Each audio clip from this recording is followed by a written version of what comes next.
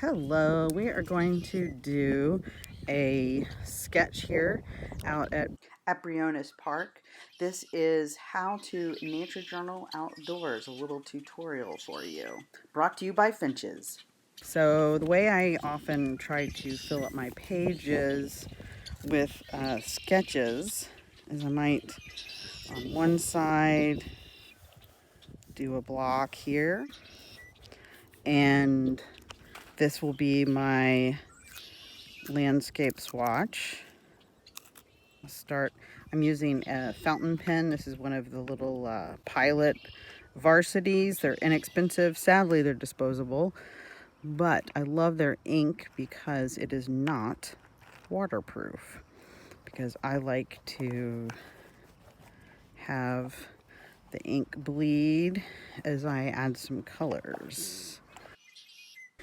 So I'm looking at a cow tank and these hills in the background and the red-winged blackbirds. I can hear the red-winged blackbird.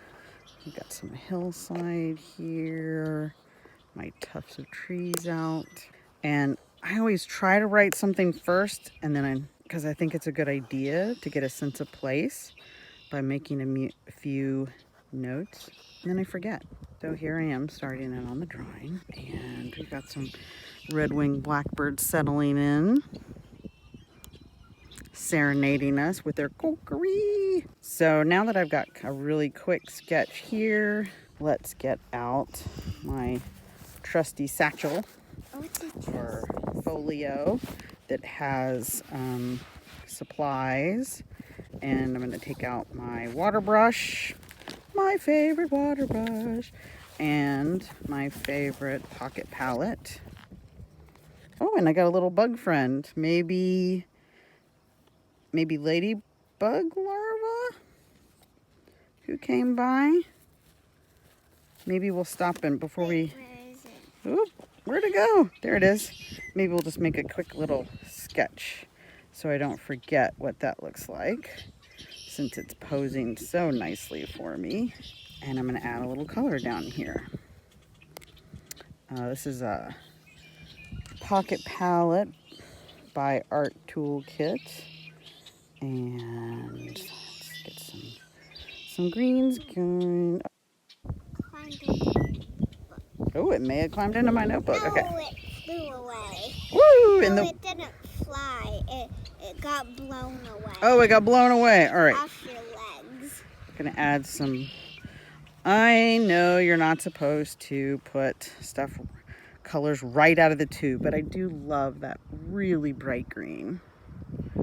And as you can see, it is so beautiful and bright out today. And look right here. And my assistant Cedar is here. I'm gonna add some yellow here because I want it to stay nice and bright where the sun's hitting there. And let's go back. Some more green here. And you can hear the red-winged blackbirds in the background. Yeah, it's so wonderful. I have some darker blue greens from earlier. I'm going to put those down. Maybe grab some blues. I think this is my blue violet, which I really like making a lot of my Bay Area foliage in shadow.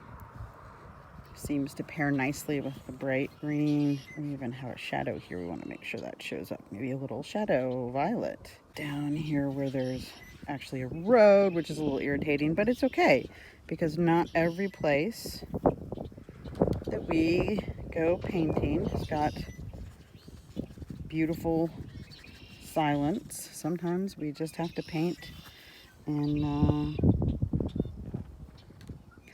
some less ideal places, or ideal places with less ideal sounds. Some beautiful butterflies sailing by. Okay, now I'm gonna squint and see. I'm gonna squint at the horizon at the picture I'm doing. I see. Ooh, I think I do have a bright red that would work with the red-winged blackbird. Oh, maybe Is it that one? Oh, it might be that one with just a teeny tiny bit of the quinacridone magenta. Add some green back into the purple. Actually mix right on my paper. I find sometimes that's just the easiest way for me to do that. It's trying to crawl into your notebook. Brilliant green. And then last but not least, I'm going to take my fountain pen again, go back in, add a little bit of detail so it pops up front. Mama, Yeah, do I don't feel the ladybug larva anymore. It might be in my notebook. What if you squished it? No, hopefully I didn't squish it. Just do some textures. And there is my little landscape. And here is the final page with the landscape sketch, the landscape swatches to the right, and the animal details to the left. Thank you for watching. Come and visit us at www.curiousfinches.com.